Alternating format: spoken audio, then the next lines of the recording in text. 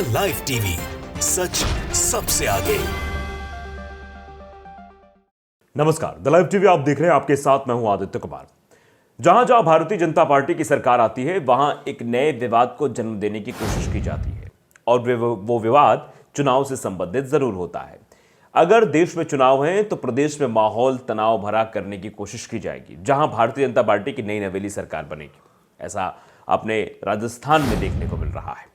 राजस्थान में दरअसल आप जानते हैं कि भजनलाल शर्मा मुख्यमंत्री बनाए गए हैं और उनके मुख्यमंत्री बनने के बाद गहलोत सरकार की कई योजनाओं पर बट्टा लगा दिया गया है। वो सब अलग की बात है, लेकिन राजस्थान इस वक्त चर्चा में इसलिए है क्योंकि राजस्थान में हिजाब को बैन करने की मांग उठाई जा रही है, वो भी भारतीय जनता पार्टी के एक मंत्री के द्वारा। राजस्थान के जो मंत्री हैं किरोड़ी लाल मीणा, उनका बयान है कि राज्य में हिजाब और बुर्का पर प्रतिबंध जरूरी है।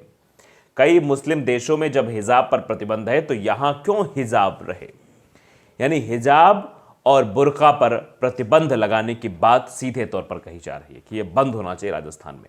आप जानते हैं राजस्थान में भारतीय जनता पार्टी की सरकार है और भारतीय जनता पार्टी की सरकार कभी भी समरसता नहीं चाहेगी।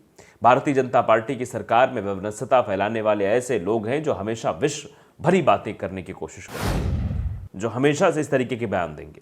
और जिस तरीके के बयान राजस्थान के मंत्री किरोड़ी लाल मीणा के द्वारा दिया गया है वो इस बात की तस्दीक करता है कि वो किस तरीके से चीजें करते हुए नजर आ रहे हैं। कह रहे हैं सभी स्कूलों मदरसों में ड्रेस कोड लागू होना चाहिए।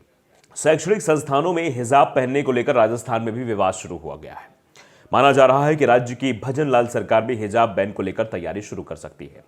कैबिनेट मंत्री किरोड़ी लाल मीणा ने भी कहा है कि हिजाब और बुर्का पर प्रतिबंध बेहद जरूरी है। कई मुस्लिम देशों में जब हिजाब पर प्रतिबंध है तो यहां क्यों हिजाब रहे। इस बीच सूत्रों के हवाले से खबर आई है कि राज्य के शिक्षा मंत्री मदन दिलावर ने इस मामले में विभाग से दूसरे राज्यों के हिजाब बैन के स्टेटस और राजस्थान में इसके प्रभावों को लेकर रिपोर्ट मांगी है। सूत्रों के मुताबिक शिक्षा विभाग में उच्च स्तर पर हिजाब बैन मामले में रिपोर्ट तैयार करके शिक्षा मंत्री मदन दिलावर को भेजी जाएगी। ये पूरा मामला क्या है, जरा इस बारे में भी समझते हैं।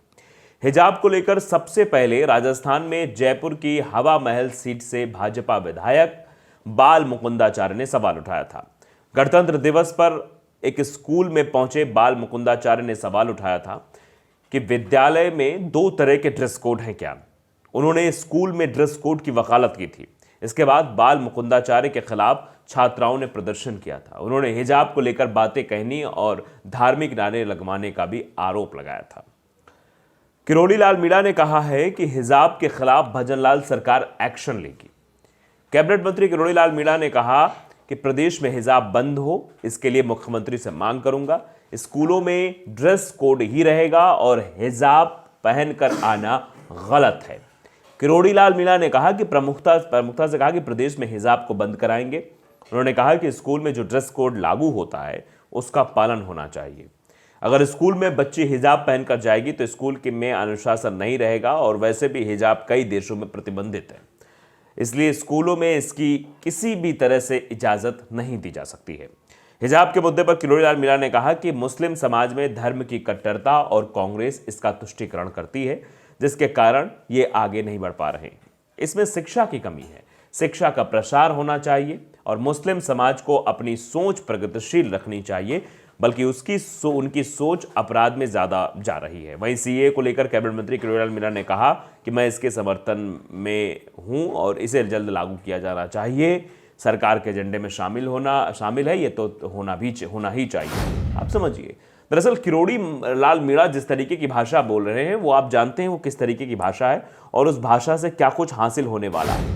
राजस्थान में जिस तरीके से हिजाब के बैन की मांग उठ रही है वो चुनाव को लेकर उठाई जा रही है, क्योंकि चुनाव नज़दीक है तो ऐसे में विवाद तो उत्पन्न किया ही जाए। किसी भी तरीके से विवाद को हवा दी जा रही है और ये कहने की कोशिश की जा रही है कि कैसे भी करके एक हवा जब बनेगी तो उससे और भी चीज़ें निकलकर सामने आएंगी।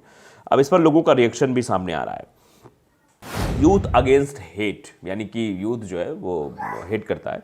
मुस्लिम देश में शराब भी बैन है, तुम करोगे?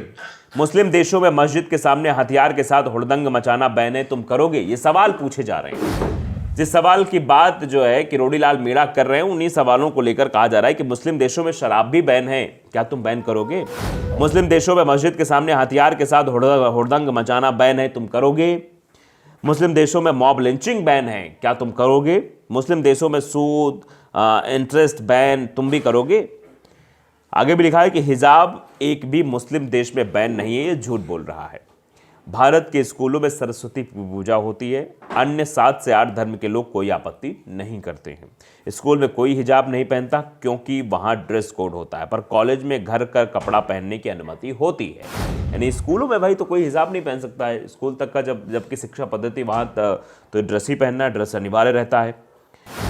BRS बिश्नोई लिख रहे हैं, बिल्कुल सराहनीय कदम है, यह कानून बनना चाहिए, बहुत ही ज़रूरी है। हर स्कूल में एक ड्रेस कोड होना चाहिए, किसी में मतभेद या अलग ड्रेस कोड नहीं होना चाहिए। तो स्कूल में तो ड्रेस कोड है ही है, कॉलेजेस में ड्रेस कोड नहीं है। ज़रा अध्ययन करने की ज़रूरत है, इन लोगों को समझने की ज़रूरत है जो बिना सोचे समझे आकर पोस्ट लिखकर चले जाते हैं। राहुल सिंह सुरवार लिख रहे हैं कि बिल्कुल ज़रूरी है, इन लोगों को भारत में तन ढककर चलने का कोई अधिकार नहीं है। मोदी जी जब अपना अस्त्र इंटायर पॉलिटिक्स साइंस के लिए तपस्या में लीन थे, तब प्रभु श्री राम ने प्रकट होकर कहा कि जाओ, मुस्लिम महिला बहुत तन ढककर चलती हैं, सबको बोलो कि ऐसा ना करें, नहीं तो देश अमेरिका नहीं बन पाएगा। फिर क्या था, मोदी जी झट से धरती पर अवतार लिए और फट से बेकार कर दिए। समझिए, इस तरीके से भी लोग कटाक्ष के तौर पर लिख रहे हैं कि प्रधानमंत्री जी का अवतरित होकर आए हैं, इस तरीके की चीज़ें कर रहे हैं। अशोक लिख रहे हैं कि ये बुढ़ा हो चुका है, इसका दिमाग सटका गया है, अब मीणा ने अपना नया नेता ढूंढ लेना चाहिए, कि मीणा को अपना नया नेता ढूंढ लेना चाहिए। अमित खोज लिख रहे हैं, गुलामी के प्रतीक को हटा देना चाहिए, यानी गुलामी के जो प्रतीक है उसको हटा देना चाहिए। इस तरीके की बातें भी लोगों द्वारा कही जा रही हैं। ये बीरामरम है, ये कह रही है राजस्थान है, यहाँ सब अपनी बीवी को घूंघट में रखना चाहते हैं और रखते भी हैं, यही सच है, लेकिन दूसरी महिलाएं बुर्के में रहें ये इन्हें बर्दाश्त नहीं। आप थू लोग कह रहे हैं। राजस्थान की परंपरा क्योंकि संस्कारधानी राज्य है राजस्थान के बारे में कहा जाता है कि वहाँ संस्कारी इतने लोग हैं, खान पान से लेकर पहनावे से लेकर वहाँ सबसे ज़्यादा संस्कार आपको दिखाई देंगे। आप राजस्थान में घुसेंगे तो राजस्थान का ट्रेडिशनल लुक आपको वहीं से शुरू होना मिल जाएगा और आगे तक बढ़ता चला जाएगा। तो वहाँ के लोग ही कह रहे हैं कि राजस्थान में तो भाई पुरुष भी अपनी महिला को, यानी अपनी बहू को, जिसको कुछ लोग बहू बोलते हैं, कुछ पत्नी बोलते हैं, तो उनको भी मतलब घूंघट करवाते हैं। और फिर जो है ये कह रहे हैं कि भैया जो लोग घूंघट करके चल रही हैं महिलाएं, उनको मतलब बुर्का नहीं पहनना चाहिए। तपन शर्मा रहे हैं, कर्नाटक में फेल हो गए, अब राजस्थान को कर्नाटक बनाने का ख्वाब देख रहे हैं। मतलब भारतीय जनता पार्टी वाले कर्नाटक में फेल हो गए, कर्नाटक में इनका एक्सपेरिमेंट सफल नहीं हुआ, तो वही एक्सपेरिमेंट ये राजस्थान में भी करने की कोशिश कर रहे हैं। राजस्थान में सरकार पर नहीं सोच रहे हैं कि कुछ भी एक्सपेरिमेंट कर दे। आज़ाद खान लिख रहे हैं, आज़ाद भारत का पहला आतंकवादी नाथूराम गोडसे था। ये दरअसल हैशटैग गांधी चलाया जा रहा है। पूछता है भारत, सख्ती से अनुपालन कराया जाना चाहिए, शरिया नहीं है, हिंदुस्तानी कानून बाबा साहेब के संविधान से चलता है।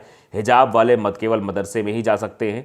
जिन शैक्षिक संस्थानों में सभी धर्म के लोग पढ़ते हैं वहाँ हिजाब नकाब प्रवेश बंद होना चाहिए, कट्टरता को चलना चाहिए। इस तरीके से भी बातें कही जा रही हैं, तो तरह तरह की बातें हो रही हैं। मोहम्मद साहिद हुसैन लिख रहे हैं कि मंत्री महोदय, ऐसा कैसे हो सकता है? 140 करोड़ आबादी वाले देश में कितने जाति धर्म के लोग रहते हैं? हर व्यक्ति जाति वर्ग को अपने हिसाब से रहने सहने का संवैधानिक अधिकार उसको प्राप्त है। रहा सवाल मुस्लिम देशों का या अंग्रेज़ों की नकल भारतीय नागरिक कैसे करेंगे? हम भारतीय हैं, जय हिंद। यानी कुछ लोग भारतीय होने की बात बता रहे हैं मंत्री जी को। तो आप देख सकते हैं मंत्री जी किस तरीके से राजस्थान को भी कर्नाटक बनाने की कोशिश करें, लेकिन कर्नाटक में भी फेल और राजस्थान में भी फेल नजर आ रहे हैं। द लाइव टीवी को अगर आपने सब्सक्राइब नहीं किया जरूर करिए, बेल आइकन दबाइए ताकि सच खबर आप तक पहुंचते रहें। नमस्कार। द लाइव टीवी, सच सबसे आगे।